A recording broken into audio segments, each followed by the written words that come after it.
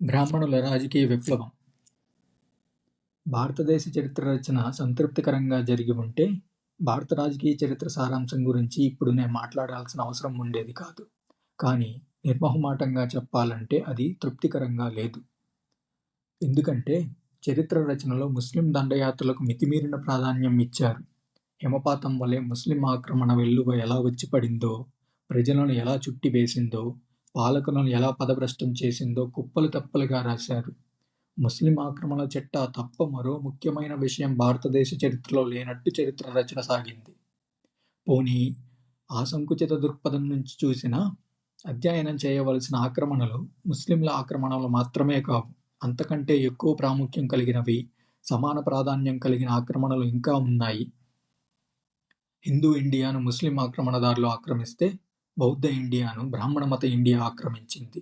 ఈ రెండు రకాల ఆక్రమణలకు ఎన్నో సారూప్యాలున్నాయి. హిందూ ఇండియాను ఆక్రమించిన ముసల్మానులు రాజ్యకాంక్షతో తమలో తాము కలహించుకున్నారు. అరబ్బులు, తుర్కులు, మంగోలులు, ఆఫ్ఘనులు ఆధిపత్యం కోసం పరస్పరం ఘర్షణలు పడ్డారు. అయితే వారందరిలో ఉమ్మడి లక్షణం ఉంది: విగ్రహారాధన తత్వాన్ని నాశనం చేసే ప్రయత్నం. అలాగే బౌద్ధ భారతదేశాన్ని ఆక్రమించిన బ్రాహ్మణ మత ఆక్రమణదారులు రాజకాంక్షతో తమలో తాము కలహించుకున్నారు. సుంగులు, కణ్వులు, ఆంధ్రులు ఆధిపత్యం కోసం పరస్పరం ఘర్షణ పడ్డారు. ముస్లిం ఆక్రమణదారులందరి వలె వారందరికీ కూడా ఉమ్మడి లక్ష్యం ఉంది: బౌద్ధాన్ని, మౌర్య బౌద్ధ సామ్రాజ్యాన్ని నాశనం చేయటం. హిందూ భారతదేశంపై ముస్లిం ఆక్రమణదారులు చేసిన ఆక్రమణలు చరిత్రకారులు అధ్యయనం చేయదగ్గవే అయితే, బౌద్ధ భారతదేశంపై బ్రాహ్మణ మత ఆక్రమణదారులు చేసిన ఆక్రమణలు కూడా అంతే యోగ్యతతో అధ్యయనం చేయదగ్గవి. బౌద్ధాన్ని నాశనం చేయడానికి బ్రాహ్మణ మత ఆక్రమణదారులు అనుసరించిన పద్ధతులు, హిందూ మతాన్ని అణిచివేయడానికి ముస్లిం ఆక్రమణదారులు అనుసరించిన పద్ధతులకు హింసాద్వేషాలలో ఏమాత్రం తీసిపోవు. ప్రజల సామాజిక, ఆధ్యాత్మిక జీవితంపై వేసిన శాశ్వత ప్రభావం తీవ్రమైనది. హిందూ ఇండియాపై ముస్లిం ఆక్రమణ ప్రభావం పైపైన మాత్రమే పడినది, తాత్కాలికమైనది. వారు గుడులు, మఠాల వంటి హిందూ మత బాహ్య చిహ్నాలనే ముస్లిం ఆక్రమణదారులు నాశనం చేశారు. వారేమీ హిందూ మతాన్ని తుడిచిపెట్టలేదు.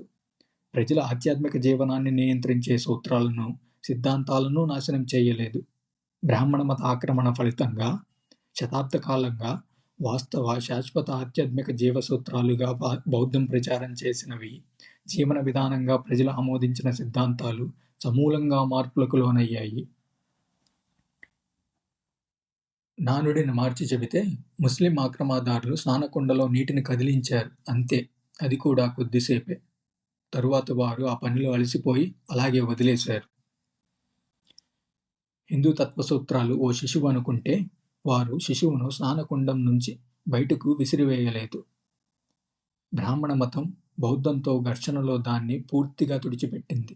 బౌద్ధ శిశువుతో సహా స్నానకుండాన్ని ఖాళీ చేసిన బ్రాహ్మణ మతం తన నీటితో ఆ కుండను తిరిగి నింపి తన శిశువును అందులో ఉంచింది. మహోన్నతమైన బౌద్ధ మూలం నుంచి జూలువారిన పరిమళభరితమైన స్వచ్ఛమైన నీటితో పోలిస్తే తన నీరు ఎంత మురికిగా, లోతుగా ఉన్నా బ్రాహ్మణ మతం లెక్క చేయలేదు. బౌద్ధ శిశువుతో పోలిస్తే తన శిశువు ఎంత వికృతంగా, అసహ్యంగా ఉన్నా పట్టించుకోలేదు. దాడుల ద్వారా బౌద్ధాన్ని నిర్మూలించి రాజకీయ అధికారాన్ని సంపాదించి బ్రాహ్మణ మతం ఆ పని పూర్తి చేసింది. ఇస్లాం హిందూ మతాన్ని తొలగించి ఆ స్థానాన్ని ఆక్రమించలేదు. ఇస్లాం తన లక్ష్యాన్ని పూర్తి చెయ్యనే లేదు. బ్రాహ్మణ మతం ఆ పని చేసింది. బౌద్ధాన్ని మతంగా పారద్రోలి దాని స్థానాన్ని ఆక్రమించింది.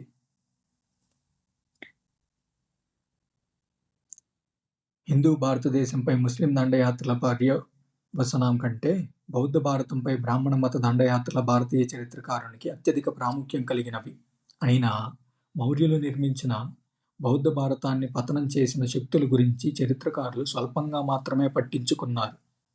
పట్టించుకున్న చోట కూడా శుంగులు, కణ్వులు, ఆంధ్రులు ఎవరు, వారు మౌర్యులు నిర్మించిన బౌద్ధ భారతాన్ని ఎందుకు నాశనం చేశారు వంటి సహజంగా ఉత్పన్నమయ్యే ప్రశ్నలతో ఖచ్చితమైన అన్వేషణ చేయలేదు.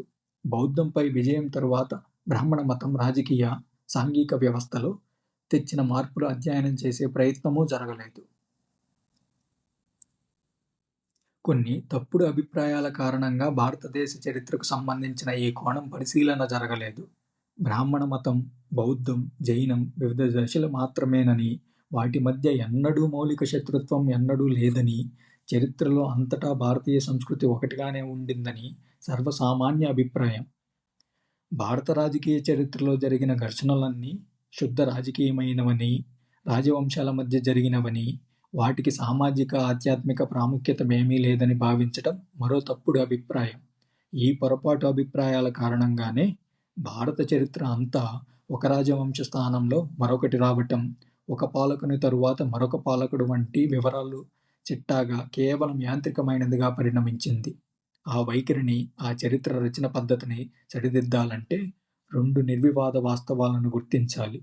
మొదటగా గుర్తించవలసినది ఉమ్మడి భారతీయ సంస్కృతి అనేదేదీ ఎప్పుడూ లేదని.